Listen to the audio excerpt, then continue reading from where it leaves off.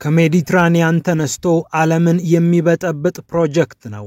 ቱርኮቹ ማቪ ቫታን ሲሉ ይጠሩታል። ብሉ ሆምላንድ ሰማያዊ ሀገር ተብሎም ይተረጎማል። አሁን ዓለም የሚያውቀው የቱርክ ሰንደቅ ቀይ ነው። ካርታው ላይ ሲቀልም የቱርክ ሉዓላዊ ግዛት ቀይ ይሆናል። ማቪ ቫታን ወይም ብሉ ሆምላንድ ሲጨመርበት ግን ቀይና ሰማያዊ ይሆናል። ሰማያዊው የባህር ተምሳሌት ነው። ሰማያዊው የወሳኙ ሜዲትራኒያን ባህር ምልክት ነው። ትላንት በኦቶማኖች ዘመን ስንቀዝፍበት ከነበረው ባህር በደንብ መዝገን አለብን የሚለው የሬሲፕ ጣይብ ኤርዶዋን መንግስት የሜዲትራኒያን ባህር ተጋሪዎችን ከወዲሁ እያስፈራራ ይገኛል። አሁን ደግሞ በሶሪያ የመንግስት ለውጥ መደረጉን ተከትሎ የአንካራ መንግስት ይህንን ፕሮጀክት በሰፊው እየገፋበት ነው። ሶሪያን በግፊት አስፈርሞ ባህሩ የሚሰጠውን ጥቅም ለማጣጣም እየደከመ ይገኛል። ይህ የብሉ ሆምላንድ ፕሮጀክት ቱርክን ከአካባቢው ሀገራት ጋር እያላተማት ነው። ግሪክ፣ ቆጵሮስ፣ ግብፅና እስራኤል የሸሚዛቸውን እጀታ መሰብሰብ ሲቀራቸው ቁጣቸው ተስተጋብቷል። ቱርክ የሜዲትራኒያንን ባህር በዋናነት የፈለገችው ጋዝ ለማውጣት እንደሆነ ግልጽ ነው። በእርግጥ ባህር ከጋዝ ውጪ የተለያዩ ማዕድናትና ሰፊ የአሳ ሀብት እንዳለበት ይታወቃል። ባህር እየተከተለች ጋዝ ማውጣትን እንደ ብሔራዊ ስትራቴጂ እየተከተለች የምትገኘው አንካራ ከሶማሊያ መንግስት ጋር መሰል ስምምነት መፈራረሟም ይታወሳል። የሞቃዲሾ መንግስት ከጫፍ ጫፍ ያለውን በባህሩ የሚገኝ ነገር ሁሉ አውጥተሽ ተጠቀሚ፣ እኛንም ጥቀሚን ሲል ለአንካራ ፈርሞላታል። ቱርክ ግጭት በበዛባቸው ማዕከላዊ መንግስቶቻቸው ደካማ በሆኑ ሀገራት እየገባች ሀብት እየተቀራመተች ነው። ይህ ትችት ባለፉት በርካታ ዓመታት በቱርክ ላይ እየቀረበ ያለ ትችት ነው። በሶማሊያ ላይ ያደረገችውን በሊቢያም አድርጋለች። የተባበሩት መንግስታት ይፋዊ ዕውቅና ከሰጠው የትሪፖሊው መንግስት ጋር ሰፊ የባህር ጠረፍ ለማግኘት ፈርማለች። አሁን ደግሞ ሶሪያ ላይ ልታደርገው እየሰራች ነው። ቱርክ እነዚህን መንግስታት የምታስፈርማቸው የቱርክ የተከለለ የኢኮኖሚ ዞን እንሰጣለን እያስባለች መሆኑ ደግሞ ባህር ተጋሪ ሀገራትን እጅጉን አሳስቧል። ቱርክ ግን ያለ አግባብ ተወስዶብኛል ያለቻቸውን የባህር ጠረፎች ለማስመለስ የግድም የውድም መንገድ ጀምራለች። ሀገረ ቱርክ ገናና በነበረችበት ጊዜ እንኳንስ በጉያዋ ያለችውን ሜዲትራኒያን ባህር ተሻግራ በቀይ ባህር ላይም ተጽዕኖ ነበራት። ይሁንና መስፋፋት ያላቆመችው ሀገር እዚህም እዚያም ስትል የወሰነቻቸው ውሳኔዎች ዋጋ አስከፈሏት። በመጀመሪያው የዓለም ጦርነት ከጀርመንና ኦስትሮ ሃንጋሪ ጋር አበረች። እርሷ ያለችበት ኃይል ተሸነፈ። አሸናፊዎቹ እነ እንግሊዝ ከድላቸው በኋላ ተኩራርተው እንደ አውሮፓውያን አቆጣጠር በ1923 የሉዜን ስምምነትን አስፈረሟት። ድርሻ ሲከፋፈሉ መያዝ የምትፈልገውን የባህር ጠረፎች ነሷት። በየብስ በኩል ብዙም ያልተጎዳቸው ቱርክ አንገቷን ደፍታ ይህንን ጊዜ ብታልፈውም ጠረፎቿን ግን ከልቧ አላራቀቻቸውም ነበር። የኤርዶዋን ኤኬፔ ወይም የፍትህ ፓርቲ ስልጣን ላይ ሲወጣ የህዝብ ልብ ለማግኘት አጀንዳውን ተጠቀመበት። ይህ እንቅስቃሴያቸው ከግብፅ እስከ ቆጵሮስ ከእስራኤል እስከ ግሪክ ቁጣ አስነስቷል። ለዚህ እንቅስቃሴ ምላሽ ይሆን ዘንድ ግብፅ፣ እስራኤልና ቆጵሮስ በአሜሪካ አይዟችሁ ባይነት የምስራቅ ሜዲትራኒያን የጋዝ መስመር የሚል መስመር ከፍተው ተንቀሳቅሰዋል። የጋዝ መስመሩ ዋና ዓላማ ጋዙን አውጥቶ ወደ አውሮፓ መላክ ነበር። ቱርክ ግን ይህ እንዳይሆን ብዙ ሰርታለች።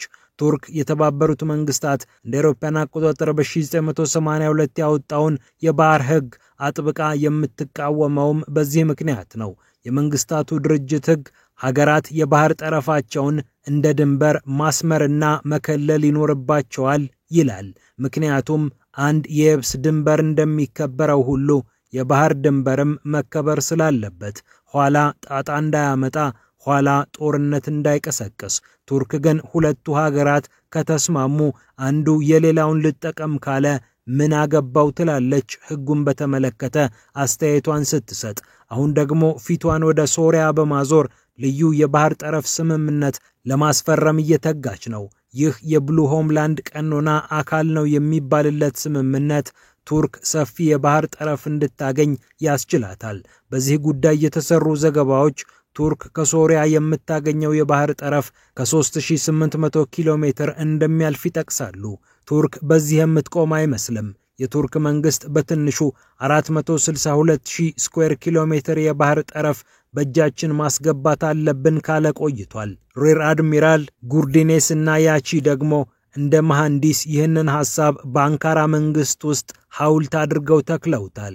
ቱርክ ከሜዲትራኒያን ውጪ በኤጂያን ደሴቶች፣ ቆጵሮስና ግሪክ የኔ በሚሏቸው ደሴቶች እንዲሁም በጥቁር ባህር ብዙ መልህቅ የምጥልበት ስፍራ አለኝ ባይነች። ይበልጥ ትኩረት ያደረገችው ግን ምስራቅ ሜዲትራኒያን ላይ ነው። ምክንያቱም እንደ ጥቁር ባህር ያለው ስፍራ ከሩሲያ ጋር ያጋጫል፣ ከነ ግሪክ ጋር ውዝግብ ከእስራኤል ጋር ያላትማል። እናም ሶሪያ የምትገኝበት ቀጠና ልዩ ትኩረት ተሰጥቶታል።